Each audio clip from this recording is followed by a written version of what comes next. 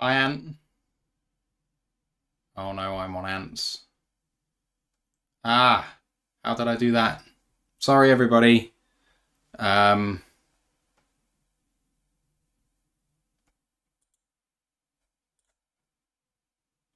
I don't know what I did.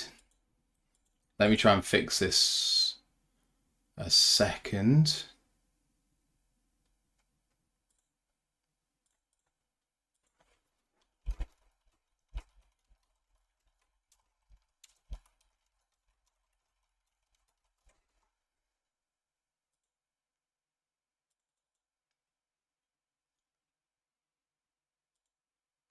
Sorry, everybody. My internet just went down. I don't know what happened there.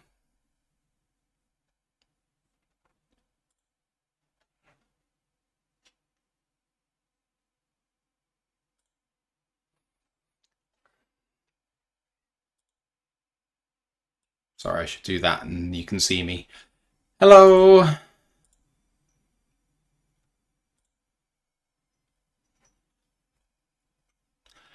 Hi, Lisa. Sorry about this. Technical issues. I hate it. It says I'm Anthony now. Wow. I've gone up What in an the honour. world. What an honour. Right. Let's change my name. There we go. Right. My internet is back. We're happy as Larry. So, I don't know whether I can actually record now because it's converting what we did before. I mean, there's not a massive amount to go, so Well, there's 2/3 of this player still. yeah, the last few minutes are not very interesting, but Okay, right. I will try and hit record and see what happens, and hopefully it works. okay. Fingers crossed. Okay. Recording in progress. All right, so just resuming this recording, I will share my screen. So you want to go back to 9:35. 9:35 is where I lost you. This is where we are. I didn't play anything from then, so we're all good. I thought it was me. Usually it's my internet that goes. I thought, oh, damn it, he'll be wondering where I've gone. It's because I'm using one of those things that sends your internet through the power lines, Okay. and I think it must have just had a little outage on the power. Okay. But there we go. Right, we're all good. We're back, and we're back at 9:35. Hey to everyone who has come onto the new stream for us. Apologies about the technical issues. Hopefully, we're all good and ready to go. And 9:35. Let's take it away. Right, back to the review of Mekhi Wingo against Florida State. So yeah, we've got him lining up at the 4-eye here, just over the left tackle. So this is where I want to talk about his footwork really for the first time. This is superb footwork. The first few steps get the left guard off balance. You will watch him just completely blow past him as a result. The guard can't keep him out because he's off balance. And he's going to force Travis out of the pocket to the left back around. He makes a really risky throw back across the field. That's dropped. But I love the explosion. I love the footwork here. He flushes the quarterback out, forces him into a mistake. First few steps, straight by him, forces the quarterback out, converts him all the way around. Travis tries to throw it back in field. It's dropped. Can you put it to half speed again for me, pretty please? It is on half speed. How is it? Yeah, sorry. Dang. Yeah, it is. Okay, might just be me catching up. But yeah. So again, just watch the first few steps of him. Just gets the left guard off balance. He's out of place. He just blows by him on the left. Guard can do nothing. Travis, big scary man's coming. He's got to run away. And then you don't throw across your body like that. Even if your receiver's open, just the ball's wobbling around all over the place. But that mistake is forced by Wingo there, getting him out of the pocket. So Yeah. great footwork, explosion. Love that there from him. Impressive, right? Exactly. 10-21 go to. This other play doesn't matter much. So he's playing at nose tackle here at 10-21. So it's 10-21, right? Give me a sec. Sorry. 10-21. Yeah, so he's playing at nose tackle here. It's a completed pass. He attacks the right guard, but the right guard holds up quite easily again. Still not seeing a great deal of technique from him here on some of these plays, trying to throw it up a bit. So you just roll this one straight. So nose tackle, goes up against the right guard. You see him up against him, and there's really nothing. He goes back for a bit, and then the right guard anchors, kind of like you saw earlier with a couple of the plays, and it's like, where's the variety? Where's the initiative? You're just kind of bull rushing these guys and hoping for something. You can see it better here. He's at nose tackle, comes across to the right guard, and look, it's just you see the hands. There's no real usage. There's nothing there. You got a hand-free swipe inside. Do something. You're just letting him hold you up. Travis has all the time in the world to throw, and in between 4 LSU players, you can't give Jordan Travis that amount of time to throw a football because he'll pick you apart, especially with the receivers that FSU have got. So again, it's just noting a lack of anything different from him when guys can stand up to his power. Next up, so we got him now at the 4-eye. This is a completed pass. So he beats the center who's pulling to block. And he chases down Travis who avoids the pressure, throws a pass here. So, I mean, he's a big man. I don't blame him for not tackling the quarterback here, but center pulls. He beats him for sheer pace again, goes after. Jordan sort of rolls out. Not going to expect a big-ass tackle like him to be able to deal with that sort of footwork, but it's a completed pass. But this is great explosion off the line. This is another lineman who's pulling, who can't get to him because he's too quick. Watch the center pull out, just whiffs an arm, he's gone, can't do anything. It's good pressure. I don't blame him for not making a tackle there. He's just too big, and he's got a lot of field to run into. It's not like he's juked him in a small space. But it's good pressure from Wingo again. Like, they get off super quick, isn't it? Yeah, it's really impressive. Actually, it's not dissimilar in terms of get off to Levi way back when, apart from maybe Levi had a bit more pass rush at Arsenal. It reminds me a little bit in terms of having no idea. Do you remember the Baylor DT that we really hated from 20? Yeah. It reminds me a little bit of... Wingo's obviously got more athletic nous to him. Like, there's something there. Yeah. But there's no idea as well sometimes.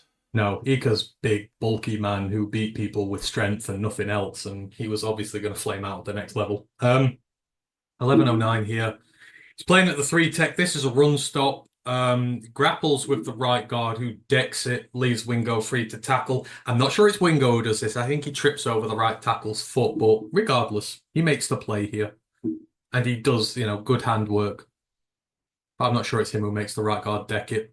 So up he comes, fighting. Right guard's down. He trips over the right tackle. Yeah, that's what I thought. I didn't put it down to Wingo here, but he holds his gap. He makes the play against the run. So I'll give credit where it's due. You see him here, good grappling. He's underneath him, which is good.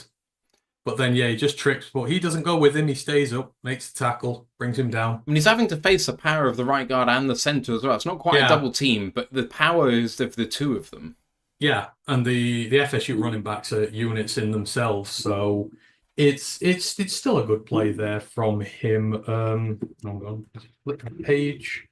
This is a short yardage scrum. You can go to 12:07 now. Oh, I've gone too far. Right, I'll have to roll this through a minute. That's fine. You can watch the touchdown if you want. That's another great touchdown reception. Gets it right at the back. So 12:07. So he's playing at the 4-eye again. This is an incomplete pass. Now this is what really irks me about him. It's such lazy pass rushing. So Travis is in the pocket for ages, and yes, Wingo's technically going up against the left tackle and the left guard, but there's no effort or innovation to get to the quarterback. In his defense, though, in the end, he's actually holding the edge, so Travis can't scramble that way. But he just goes the other way from him instead. I don't think it's a deliberate attempt to hold the end up, but just roll it. It's just so lazy in that how he tries to rush the passer, but he ends up being in the right place at the right time. So there he goes. It's just, there's two of them, and there's just no attempt at movement whatsoever, no attempt at nothing. Then Travis tries to scramble. He's there, so it forces him in another direction. So it is good gap discipline, but when you see it up close from the other view, it's just it's lazy. There is no effort whatsoever to come up with something. Just watch from here. So he's opposite 58. He's opposite the left tackle. It's like he's one gapping But it ends up being a good two-gap play, and he doesn't mean Yeah, to. but just there's nothing. There's nothing there from him whatsoever. Now, it's good recognition for him to get inside and block that rushing lane off, but the pass rush itself, because Travis is in there for a while, so he's got the opportunity to take his time and still pass rush and make a play there. And I don't know. Yeah, it's not 100% effort for me, that. It just isn't, and it just irks me about him. That's the problem I've always had with. There's a reason he was the third drafted DT from LSU in this draft. Like, two guys went before him from that defensive line, but he who 1241. I mean, you can run this. This is a run stuff.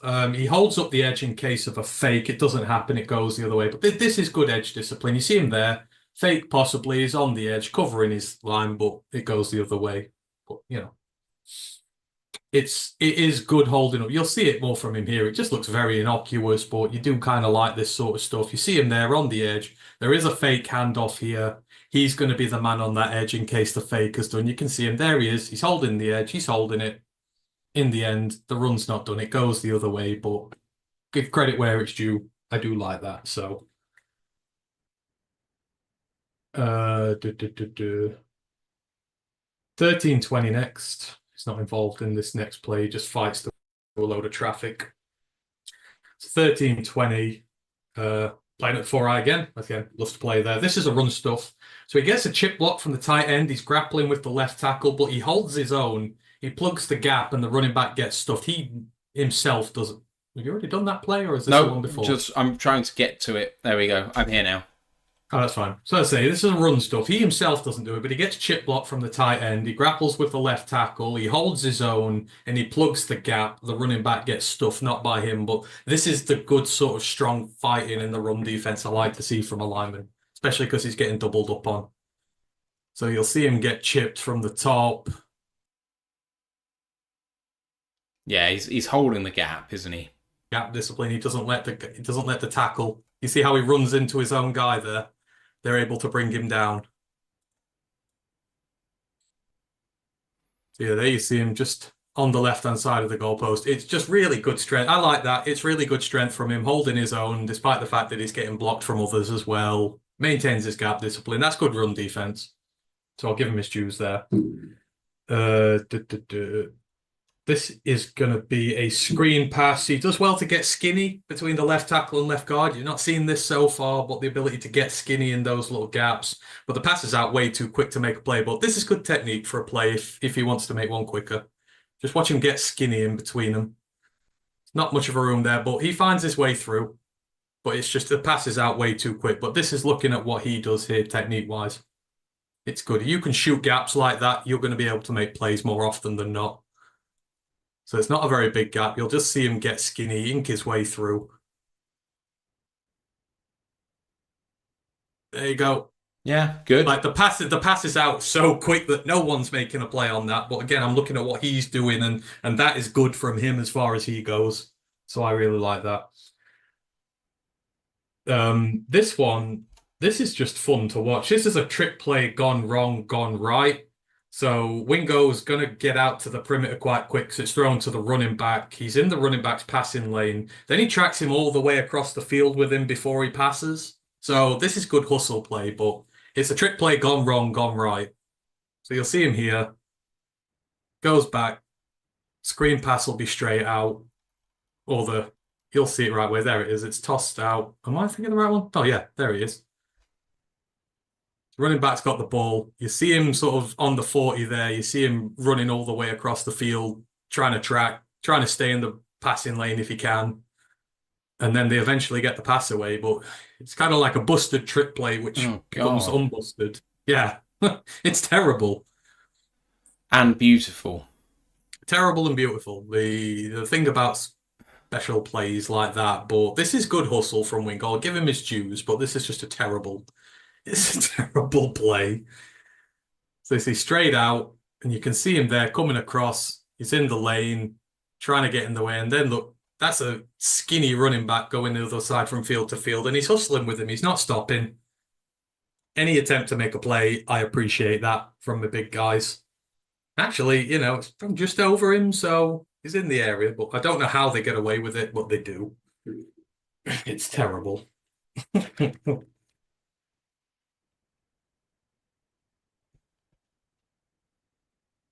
All right, next one. Could have 15-15 now.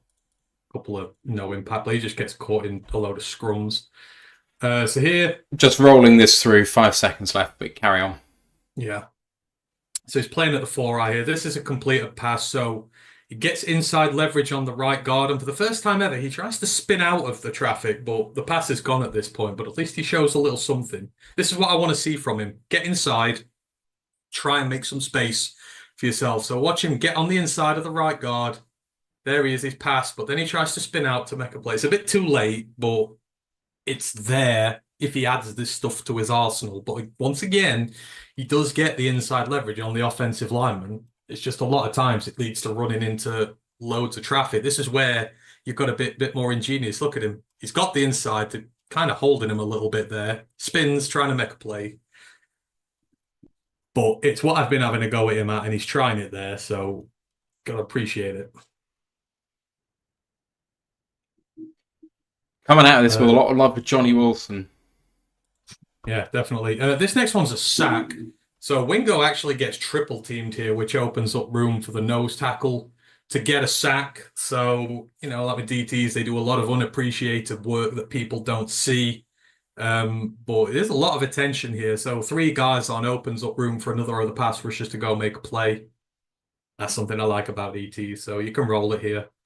But at one point, he nearly has 4 guys on him. You can see there, 3 of them. 4th one comes across, but nose tackle can get around the edge and make the sack. This is a lot of the sacrifice that some of these DTs make that they don't get appreciation for. Or TFL even, I think. But yes, same difference. I think it's both guards and the center. No, it's the tackle. There's 3 of them there. But look how much room the 2 guys on the other side have because of the attention he takes. So there's something they don't like about him, and they gave him that extra room there. Right, and another bugbear here. So he's playing at the 5 tech here. He's right opposite the tackle. This is a completed deep pass. So Wingo gets the inside of the left guard again, but then he comes back inside. He comes back in, which erases all this momentum. He's got the inside, then he tries to go out again, and it allows the guard to recover. And this time it's like, blow by him. Just finish him off. He doesn't finish guys off when he beats them. So you can see he's got the inside. Look at him. And then he comes inside and gets held up. And he has him on toast, as they say. And he's not able to finish it off again. With a lot of these DT looks are better from the back. But you'll see how he gets to the inside of left guard. And Travis ain't going nowhere. So he's on the tag. He's on the left tackle. Watch him come inside. Take the inside route. But then he just steps back in and allows the guard to recover. And Travis ain't going nowhere. So look, got the edge inside, and then he just steps back in, and it's like, why are you not going right round the outside to the quarterback? Use your speed. And again, it's like the lack of an invent. Like there, you could have just swiped him or ripped him out the way, and he doesn't. He just comes back in, and he's like, oh, I'm just going to go through you to the quarterback. And again, it's just really irksome, the amount of times you see it. Which is a pain. Hang on, where are we here? We're at 16:22 now. Right. Yeah. So he's at the 3 tech here. This is a run play. Tries to go inside the right guard, but the runner goes outside, so the guard can just box him out. I guess this is not a big one here, but again, he beats the edge. He just goes the wrong way this time. So inside he goes, but the runner goes out. But again, he's winning on the inside. So there's a lot of winning the edge. There's just not enough finish him stuff with him here. But because the runner goes outside, the right guard can then just box him out, and it's quite easy. There he is, just behind the goal post. Inside, he's got the inside edge, but then he just boxes him out. Good play by the right guard, really. It is, but if the running back comes down the inside, then Wingo makes that tackle. So, but clearly the running lane is for him to bump outside. Yeah, but he's trying to make plays around that side. But again, it's just finishing it. You got the edge. Finish him off. You've got to be a bit more brutal with the way you go about this. But fair play to him for holding up. You can go now to 1729. So Gonna have this to is run another through 5 seconds here, sorry. fine. So he's playing at the 4i again. This is another time he just tries to power through the left tackle and the left guard. He does get a hand to the helmet for his trouble, but again, I just noted lack of technique and ability to try something else. He's just a bull rush. And I have put to watch this play for some reason, so I don't know if it was for that. I assume it's something else. But yeah, just watch again. It's just a bull rush. No finesse to it or anything.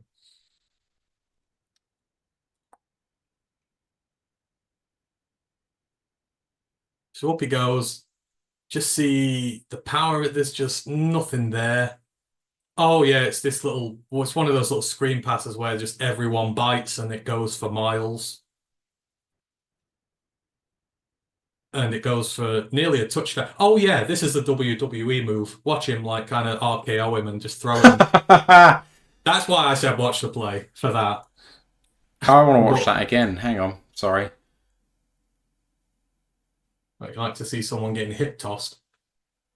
That's not a hip toss. That's an Oh, RKO. it's a head toss. Something. Watch, it's just you think he's going for a touchdown, but it's something. I don't know how that. There's no flag either. I don't know how that doesn't get. I didn't flagged. know It looks Randy like Orton played for LSU.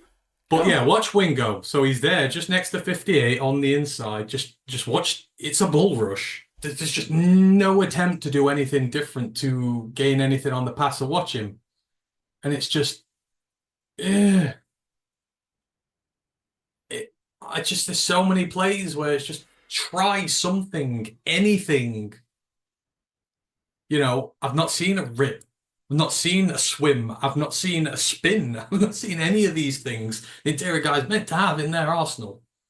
And this is some of the best opposition he'll come up against as well. So you kind of want to see it on the big screen. He got graded like 80 in this game, which I just PFF for you.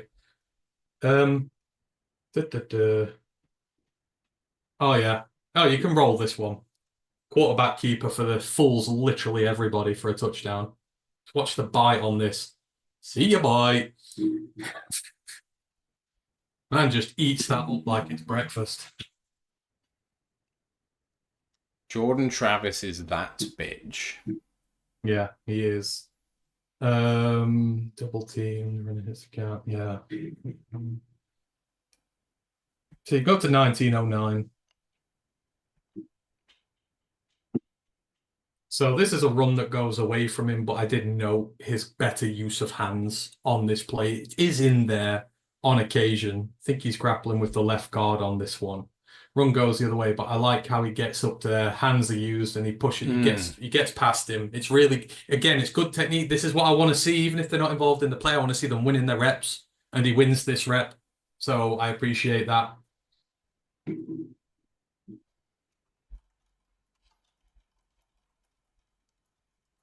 So you can see him here on the left, so able to get by.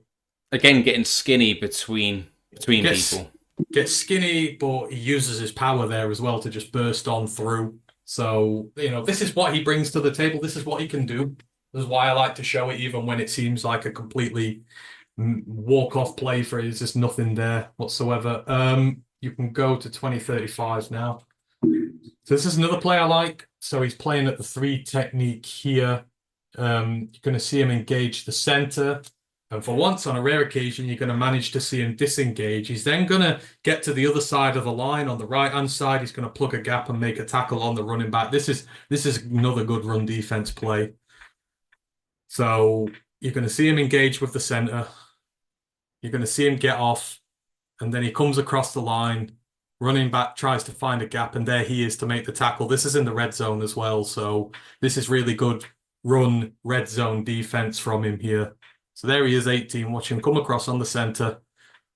They're going to gauge up. But watch, never lets him get 2 hands on him. Just one hand, disengages, comes across. Good gap discipline. He's there to make the tackle. Because there's a little gap there that he could have shot through and got a touchdown with that. So that's one of his really best reps. It is. And it just shows what he can do if the technique is right, but the technique is way too inconsistent. But when he gets it right, he's got all the tools to be successful in there. Where are we here? Not involved in play. We're at 2050. In fact, you can use this one. The right guard gets the pads on him here. So again, we can just see sort of the technique being probable from him. So you see the right guard, but he's got the pads on him. The pad level's a problem with him. So many guys get under his pads and just they nullify that strength, which is his big asset. They nullify that power, which is his big asset. Watch him come up here, and the right guard just gets underneath. You'll see him. There he is. Pads up, just stops him from doing anything. It's a quick throw out, but again, I'm looking at the technique on the play. He's got him bottled up there, and he's not doing anything. Not a touch. Is it a touchdown? That was a touchdown throw. I didn't note that in there. 22-22. Can't get there. Right, gonna have to run through 5 seconds. That's fine. My favorite thing with defensive tackles in linemen: engage, disengage, tackle runner. That was my catchphrase with Aleem when I did this. But I just love guys who are able to hook up, get loose, make the tackle when they need to on the running back. So you see him engaged. Again, he gets that arm length on him, disengages, comes across, tackle, brings him down. That it sounds silly. People like wide receivers, so I would settle for plays like that all day. I like my tackles who can do this. So again, he just keeps him at a good arm's length, doesn't allow him. Then he can get away, comes across. He's got good athleticism to come and get him. Really strong, tough, powerful, brings him down, stops any further damage. It's weird. It feels like, as someone who's got speed and power, that you want to be a pass rush menace, that the best reps we've seen from him in this game are run defense. Yeah, it's when he can get an arm's length on the offensive lineman. Some guys have a trait and they just stick on it. Like his is his strength and his get off he trusts his get off from the line to win rather than having tools to help him, supplement it. And that's his downfall. But when he's on it, he's a damn good player. Like he shows some really good reps in this. Are there any more that I wanted to mention? 2304 you can go to. So this is good hand. This again, good use of hands. Beats the right guard. He's too far from the play. He's not making an impact on the play here. But again, I'm looking at the technique and his ability to beat men on the line. And he gets the right guard good here. So you see him, again, gets that little break off him, allows him to get away and to come and make a play. And again, it's uses that strength to keep him at bay. He has it in his arsenal to do it. It's just really good. He just straight up overpowers them and they can't get their hands on him. See there, look, he doesn't have 2 hands. He just has 1. He holds them off and that allows him to disengage and go and make a play on the ball. It's the most critical thing, and there's just too many plays in this game where he just got bottled up because he couldn't. And then to the end of this, it's pretty much just him getting double teamed. You may as well just roll it through to the end now. There's a couple of minutes left, but he's predominantly getting double teamed at this point. And, they're running away from him as well. That one he gets a little bit bullied by, he gets forced back, but he's in the scrum where the run comes to an end. So, again, still making a little bit of an impact. But yeah, this is where he can't get the outright win here. It's just, it's a bit difficult for him. See, he's got the guy under him and he's not able to dictate what he's doing. Yeah, he gets surprised there, I think, because he's looking at right guard, right tackle, and it ends up, I think, being the centre that jumps in at him. So you've got to be careful with it. Again, it's a leverage thing. It's inconsistent, but it can be good. He's nullified. Is this 23-46 now? Yeah. Yeah, he's nullified on a doubles team here, and then there's a touchdown to end the game. Again, a lot of plays. You just can't really do much about that. 2 big burly offensive linemen coming up against you. You just got to hold your own and do your best. And then it ends with a touchdown. And Florida State absolutely blow them out in the end. Even though LSU were 7 ahead at halftime or something like that. Yeah, it was just, they were just a really damn good team. and they were able to run the ball really well on them as well, set up the pass. And LSU's tackling was atrocious in this for the most part. Yeah, finish off with a touchdown, and that was that. If I remember rightly, it's a run in, just hands it off he goes. Great blocking. Barely gets touched before he goes in. That's just a well executed run play to finish off. It's not Wingo, but just a little bit of love for FSU there. Oh, I mean, look how they box it off. It's perfect. Perfect. I don't like this rep from Wingo. This is showing poor football IQ to me. I'm going to make a bigger deal of this. So let's see the reverse angle here. So at this point, if Wingo's looking up, he can see that man is coming across the formation. Now the entire offensive line go left. The running back hasn't moved. The jet motion happened before the offensive line moved. The offensive line is vacating the spot. If Wingo was like one of the cleverer DTs, he could just shoot this gap here. And he could make the tackle in the backfield. Like, yeah, it's a lot to ask. Not a lot of DTs are making that play. But he follows the offensive line because he's not looking for trickery. And in the red zone, that's how a lot of these teams are going to get there. Like, you should be alert to this. Yeah, that is a legit one. The one bit I missed. And yeah, that was everything, pretty much. Yeah. All right. So, some final thoughts on Wingo? So yeah, this, like I said, when we drafted him, I wasn't in that. There were other guys, like I was on the Christian Boyd train at this point because he's very disruptive, but he's full of technique. People who know me, like, I like my linemen who are technically gifted, who, you know, they've got their repertoire of moves, whether it's on the offensive or the defensive line, and they're technicians, they're master craftsmen.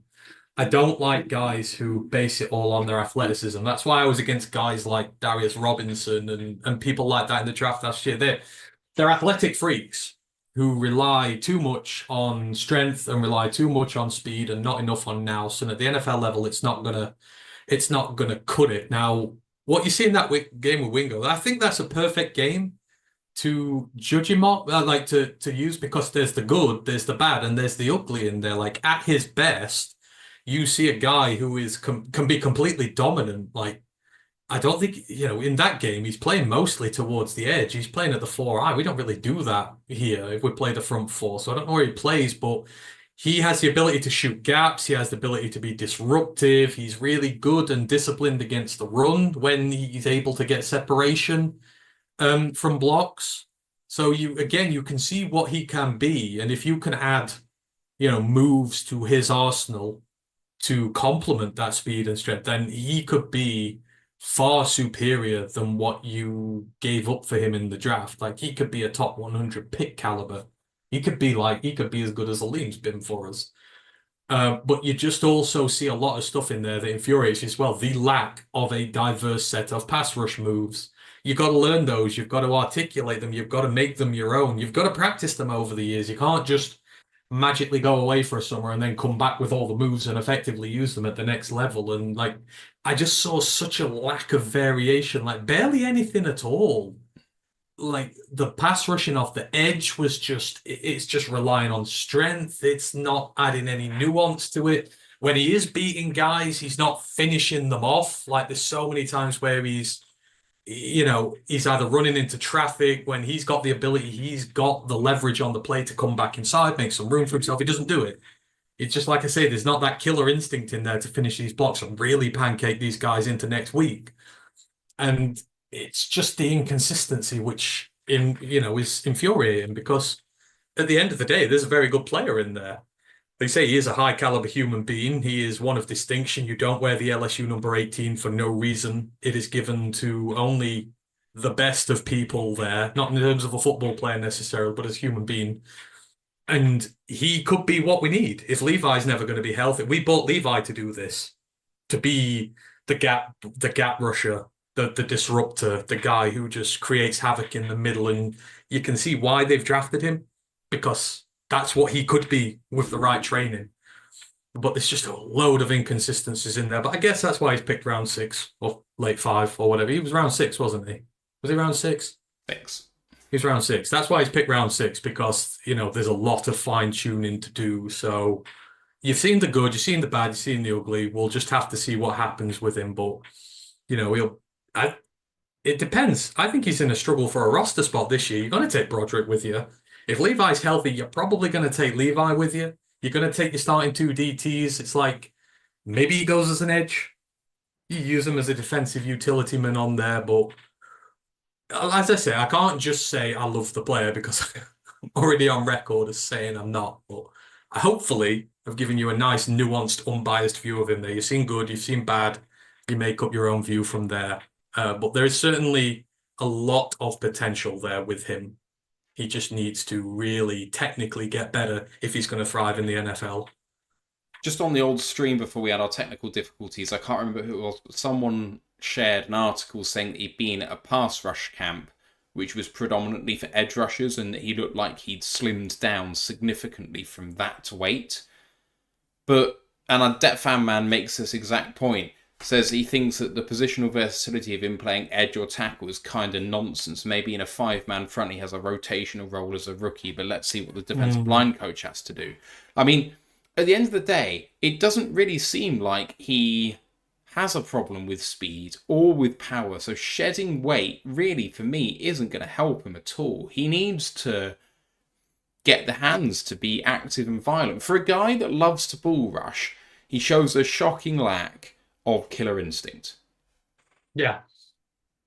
And, it works at the collegiate level where you can bully people with your size and your speed and not necessarily need the technique to back it up. But there has to come a point where you do learn that. And that's the point where I shook, because when people were saying what a steal Wingo was, and that's like, why is he a steal? What is he going to do that is going to be worthy of a steal right away? He's going to struggle in a pass rushing DT right away, as we've just seen in the clips there. He struggles with his pass rush repertoire. That bull rush stuff ain't going to work in the NFL. At the worst, even the worst NFL linemen are big, bulky mofos who can kind of deal with that sort of stuff and are used to dealing with that stuff. You beat them with brain, and you beat them by flummoxing them and throwing something different their way every time. The best pass rushers keep you guessing. And I know I'm talking about one of the best pass rushers in the NFL's around 6 pick, but like, if he's going to be this pass rush disruptor we want, then you've just all seen in a primetime game, first game of the season, he struggled. And that FSU line, I don't know if they're young. I would have to ask Ash, but I don't think any of them have been drafted. They might not have been draftable, but even he himself said the right guard and the center are a bit and he's not too keen. And those were a lot of the guys. The right-hand side was giving him a lot of trouble. He had a lot of success at the left-hand side. Are you going to use him as a run blocker? I think you could use him as a run blocker there, but the plays where he disengages well and does well against the blocking are few and far between. When he does it really well. But a lot of times they lock onto him and he can't get rid. Like, Aleem's speciality was disengaging blocks. That's what made him such a good run stuffer in that aspect. But he showed pass rush upside as well, and I just don't see the move set. So it's a tough one for me. Obviously, he's a Lions player. I don't want him to succeed 100%, but shedding weight is going to do him no good. He has got to get better technique, and he's got to think his attack process through better. Like I say, you've got to have a pass rush plan. He doesn't seem to have a pass rush plan. And that's what they need to teach him, how to make a plan, how to make a backup. 'Cause you see a lot of the best pass rushers, the initial rush fails, they immediately revert to plan B and they bring something else out the bag. They're persistent. They keep going at you. They never give you a minute's rest. Whereas there, it kind of just felt like initial rush failed. Guy didn't have to do much after that to keep him at bay. It's that sort of stuff needs to change if he's going to succeed at the next level. But we've seen the ingredients there. So again, I can see what they've seen. And maybe it is the school, because somehow, like, I would believe it might be a coaching problem at his school, because somehow they've ruined Harold Perkins, who was the best edge rusher in the nation 2 years ago, and they have completely destroyed him with this stupid making him a Sam linebacker crap they're trying to do with him. And all the other DTs didn't go that high. There were 3 drafted, but none of them were premier in this class.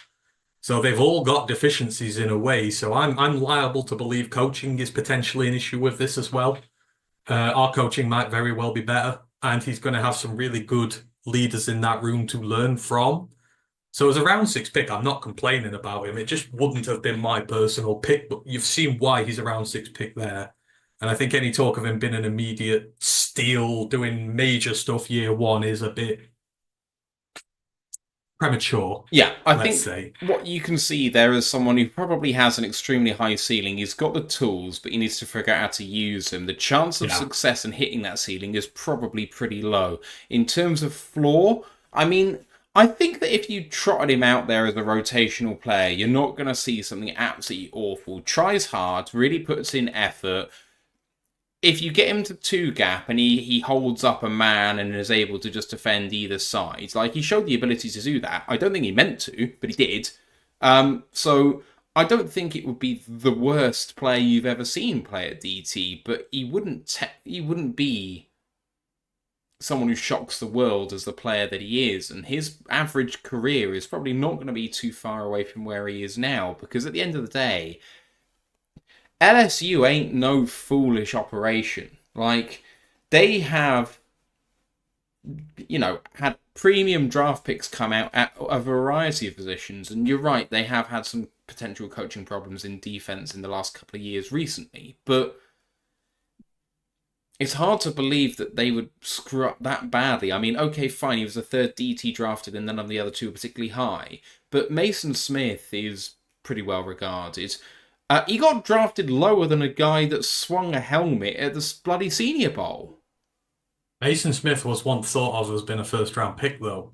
Yeah. A long time ago. Yeah. Harold Perkins was once thought of as being a 1st-round pick a long time ago. Yeah.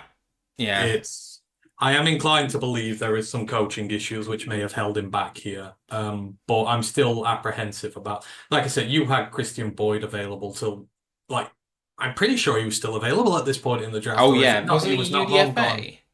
No, he wasn't. He was drafted. Pretty sure eventually. But when you see him play, you see the violence, you see the technique, you see all the stuff you want to see from a day 3 guy who has things to work on, but he has the tools and the armament to go out there and do it. Like, this is just what I didn't see with him, consistently enough. But again, level of opposition and everything. And, this is just me. Wingo drafted 189, Boyd drafted 199. There you go. Different. He was available. So, and again, this is just me and my preferential players. I'm just a bald guy on the internet who knows nothing. But yeah, like I say, the day 3 ones this year, I'm skeptical on them all. So we'll see. But that was a really fun tape to watch. I had 10 pages worth of notes on that. It was fun to watch from his point of view. So yeah, I'm intrigued to see what he does this year, and hopefully he does come good. More DTs, the better. And if we can find a situational role for him early doors, the more the better. If we can bring him in against the run or something and add him in there, bring him in short. Like I say, the red zone defense stuff is good. You need someone to come in and make a stand and make a play there as well. Bring him in, great. Do that as well. He has his uses right away. Yeah. Right, I think we're going to bring this to a close here. Apologies for the technical issues earlier. Thank you for sticking with us. It's going to make editing fun. Our next episode, well, I will say, I think we're going to continue our rookie review series if we have time. So, Christian Mahogany for Boston College, there is no tape on our Caddies cut-ups, and do go and check out Caddies cut-ups. It's a great resource to find cut-up college tape of your favourite players. Giovanni Manu, there is 2 games of British Columbia. However, the standard is so poor. I personally don't think there's value in that, and I don't know if you agree with me on that. Sorry, what were you saying? Watching British Columbia tape is not going to be the most useful bit of our time. Probably not. Maybe I've not watched it yet. I'm not gonna lie. So it's such a poor standard. We're not learning anything about what Manu for me is going to be as a player. So potentially I might watch it and show you a couple of plays, but I don't want to look at it in detail. So what I'm proposing is looking at Rakestraw and Arnold in our next show. Yeah. All right, so that's what we're going to do. Thank you for listening to the show. Next episode on the college podcast will be a news show by the sounds of it. Last week was Sun Belt East, so go and check that out. It was a really great show. Otherwise, socials, Roar of the Lions UK, YouTube, Twitch, Facebook, Instagram, Twitter, TikTok. You know where to find us. Thank you for all the love on the stream and the super chats and subscriptions on Twitch. Really appreciate that. And great work on Wingo. I know that he has been lauded by some, but there's reasons for concern as well as hype. And same with Vaki as well. You know, there's something there. And the coaching staff deserves some faith. So let's see what happens in training camp, which is just around the corner. Guys, enjoy it. We'll talk training camp next week as well, alongside the tape review stuff. But for now, just remains for me to thank Ant and say goodbye and one pride. One pride. Recording stopped.